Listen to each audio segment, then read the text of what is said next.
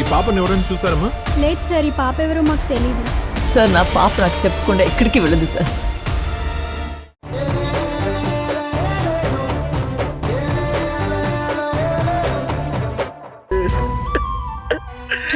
Please ఏడవకు.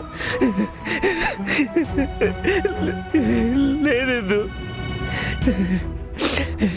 నన్ను ఈ స్థితిలో కూడా విడిచిపెట్టకుండా నాకు సహాయం చేస్తానన్నా చూడు. నీ ప్రేమకి కన్నీళ్లు కార్చడం తప్ప కృతజ్ఞతలు తెలుపుకోలేను. Thank you so much.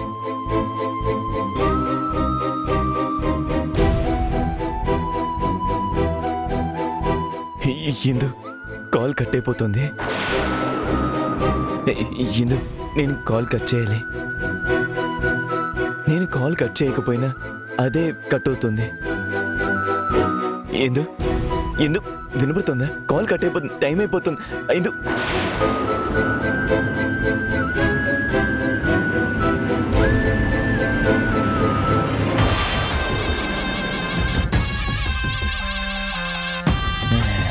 Treatment ఇవ్వాల్సింది నాకు కాదే, నీకు.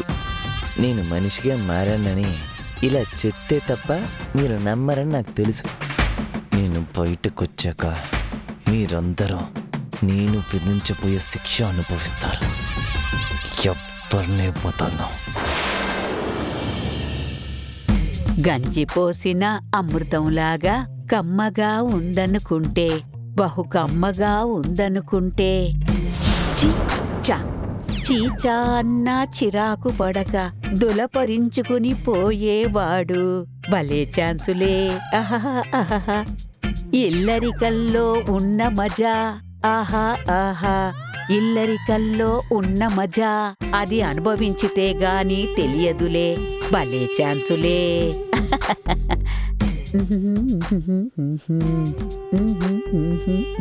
ఏంటమ్మా పొద్దున్నే పాటలు పాడుతున్నావు?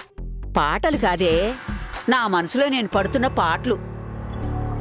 ఎక్కువ బాధపడి కుమిలిపోతుంటే బీపీ పెరిగిపోతుందని ఇలా పాటలు పాడుకుంటూ బీపీ తగ్గించుకుంటున్నా.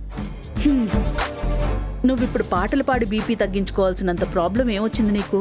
నీ కొడుకుని ఇల్లరికం పంపించావు కదా, వాడక్కడ ఇలాగే పాడుకుంటూ వాళ్ళు పోసే గంజినే అమృతం అనుకుంటూ జుర్రుకుంటూ వాళ్ళ అత్తమామల భుజాలు మోసుకుంటూ పెళ్ళాం కాళ్ళు నొక్కుతూ ఒక్కడే పడుంటాడు.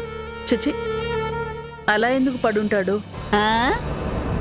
ఏమైనా నీకంతో ఇంతో వాడి మీద ప్రేమ ఉందే. వాడి మీద నాకు ప్రేమేంటమ్మా? మరి వాణ్ణి తక్కువ చేసి మాట్లాడితే భరించలేక చిచి వాడెందుకు అలా ఉంటాడు అంటున్నావు. నువ్వు ప్రతిదానికి పెడర్థాలు తీస్తూ ఉండకు. అసలు నీ బాధ ఏంటి చెప్పు. ఏముంది, వెళ్ళి వాడక్కడ కూర్చున్నాడు.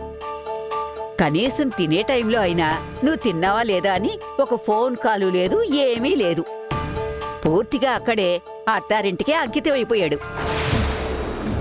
ఇలాగే వదిలేసావనుకో, ఇప్పుడు నేను పాడాను చూడు, ఆ పాటే నిజం అవుద్ది.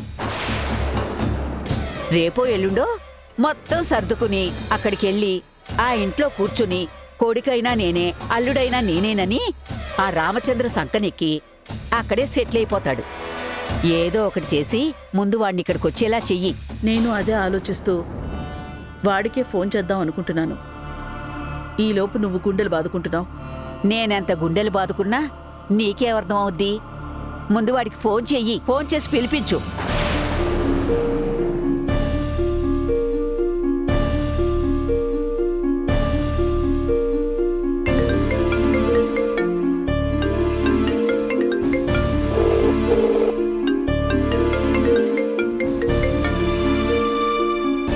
అమ్మా. ఏంటి నాన్న, బిజీగా ఉన్నావా? బిజీ ఉందమ్మా, హాలిడేనేగా. సరే అయితే ఒకసారి ఇంటికి రా. ఇంటికా? దేనికమ్మా? సుధీర్ నిశ్చితార్థం గురించి మూర్తి గారు, పార్వతి గారు కొన్ని విషయాలు మాట్లాడారు. అవి నీతో మాట్లాడాలి. ఒకసారి వస్తావా? అమ్మా, నేను మధు సరదాగా అలా బయటకొచ్చాం. విషయం ఏంటో ఫోన్లో చెప్పవా?